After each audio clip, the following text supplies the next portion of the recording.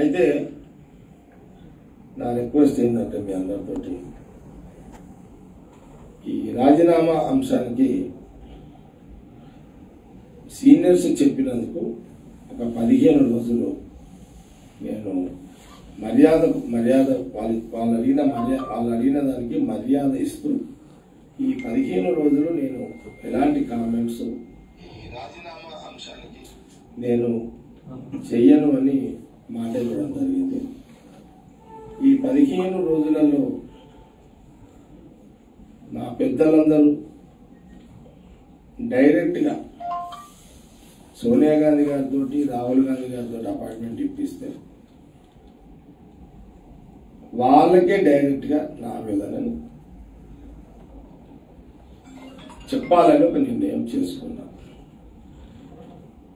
ఠాకూర్ గారు లేకపోతే KC Venugopal appointment ఇప్పించినా కూడా అక్కడ నా ఆవేదనకు అక్కడ సమస్య పరిష్కారం అయ్యే అవకాశం లేదు కాబట్టి డైరెక్ట్ గా సోనియా గాంధీ రాహుల్ గాంధీ గారు అపాయింట్మెంట్ మా పెద్దలు ఇస్తే అక్కడ మాట్లాడతాం.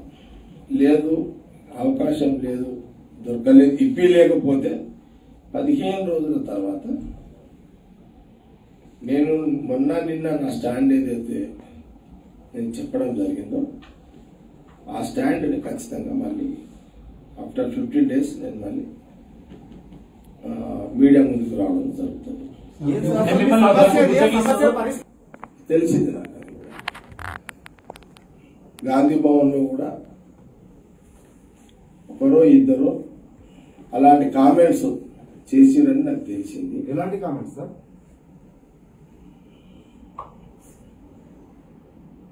ఇప్పుడు నాది నేను చెప్పుకుంటే బాగుండదు. ఏమన్నారో చెప్పండి. ఏముంది ప్రశ్న అడిగినట్లే చెప్పాలి. ఇప్పుడు ఉత్తమ్ కుమార్ రెడ్డి మీకు అపాయింట్మెంట్ ఇప్పించారా? రేపు వెళ్తున్నారా ఢిల్లీకి మీరు? నేను రేపు ఢిల్లీకి వెళ్తలేను. ఎందుకంటే నాకు అపాయింట్మెంట్ దొరికిన తర్వాత ఢిల్లీకి వెళ్తా. అది సోనియా గాంధీ రాహుల్ గాంధీ గారితో అపాయింట్మెంట్ దొరికితేనే ఢిల్లీకి వెళ్తాను. తమిళనాడు ఉదాహరణ చెప్తున్నారు. అలాంటి ఉదాహరణ తెలంగాణ రాజకీయాలు లేదనుకుంటున్నారా?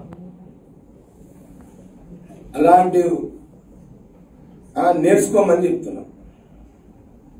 ఇక్కడ నాయకులందరినీ అన్ని పార్టీల నాయకులని all parties KCR BJP Congress. సరే, సోషల్ మీడియాలో జరుగుతున్న ప్రచారానికి సోనియా రాహుల్ గాంధీ తోటి ఎలా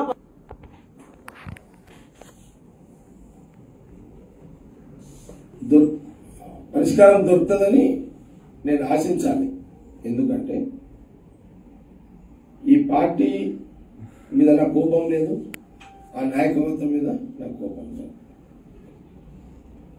కాబట్టి పరిష్కారం దొరుకుతుందని ఆశిస్తున్నాం. ఎలా సోషల్ మీడియాను వాళ్ళు కట్టడి చేయగలుగుతారా సోనియా రాహుల్ గాంధీ? పరిష్కారం దొరుకుతుందా లేదా తర్వాత ఆవేదనలో చెప్పుకునే ఒక అవకాశం మన ఉంటది కదా అని అది ఒక ఆలోచన. సమస్య చెప్పిన తర్వాత దాని తగ్గ మందు అక్కడ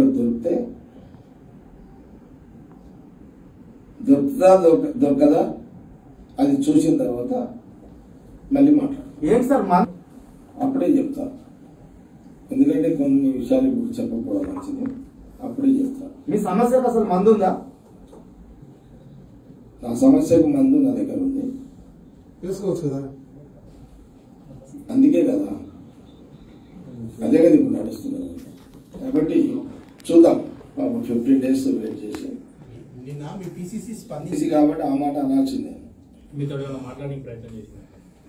ఆ మాట వస్తుంది కాబట్టి అది అనాల్సిందే. దాని దగ్గర అట్లా అనకపోతే ఎట్లయితే మీ మీద ఆ విషయం చెప్తున్నారు తప్ప సోషల్ మీడియా పెడుతున్న వాళ్ళని ఎందుకు వారించట్లేదు మీరు అనుకుంటున్నారు?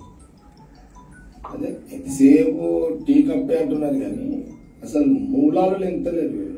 ఈ మూలకి అసలు కిందికి పోతలేదు. అసలు పంచాయతీ ఆడైతే స్టార్ట్ అవుతుందో దాన్ని ఎప్పుడు పనిచేసి టీ కప్పు పదార్థంతో కొట్టేస్తున్నారు. కానీ ఈ టీ కప్ అనేది టీ కప్ తోటి సమస్య దీన్ని కొట్టేస్తున్నారు కానీ అసలు ఎందుకు స్టార్ట్ అయింది అనేది మీద దీని మీద విశ్లేషించుకుంటే ఈ మూలాలు ఎవరు వెతకాలి, ఆ మూలాలని ఎవరు నరకాలి సార్? పిసిసి ఆయన డ్యూటీ, ఆయన ఇన్ఛార్జ్ ఇద్దరు. కానీ మీ మీద దుష్ప్రచారం జరుగుతాను కదా, పీసీసీకి ఎందుకు మీరు కంప్లైంట్ చేయలేదు? ఫస్ట్ మీరు ఒకే ప్రెసిడెంట్ గా ఉన్నారు. చేసేది ముందు ఓపెన్ గా అన్ని యూట్యూబ్ లో ప్రతిదీ వాళ్ళ గాంధీ భవన్ నుంచి బీఆర్ నుంచి ఇన్ఫర్మేషన్ పోతుంది కదా. గాంధీ భవన్ నుంచి ఈ పార్టీ నాయకుల మీద ఏం ఏ అంశాలు అపోజిషన్ పార్టీలు ఏం చేస్తారు, ఈ పార్టీ నాయకులు ఏం మాట్లాడారు, ఈ పార్టీ నాయకుల మీద ఏమైనా కామెంట్స్ ఏమన్నా వస్తే కూడా రెగ్యులర్ గా బీఆర్ఓ గాంధీ భవన్ బీఆర్ఓ పీసీసీకి రిపోర్ట్ చేస్తుంటాడు రోజు. ఇప్పుడు రాజీనామాకు కట్టుబడ్డా మెత్తబడ్డా? హాయ్ ఫ్రెండ్స్, మా టుడే టుమారో యూట్యూబ్ ఛానల్ చూస్తున్నందుకు చాలా థ్యాంక్స్. మరిన్ని లేటెస్ట్ వీడియోస్ కోసం వెంటనే సబ్స్క్రైబ్ చేయండి. అలాగే ఈ బెల్ ని కూడా రింగ్ చేసేయండి. మా నోటిఫికేషన్స్ అన్ని మీ మొబైల్లో వస్తాయి. అలాగే మా వీడియోస్ మీకు నచ్చితే లైక్ చేయండి, షేర్ చేయండి, నచ్చకపోతే కామెంట్ చేయండి.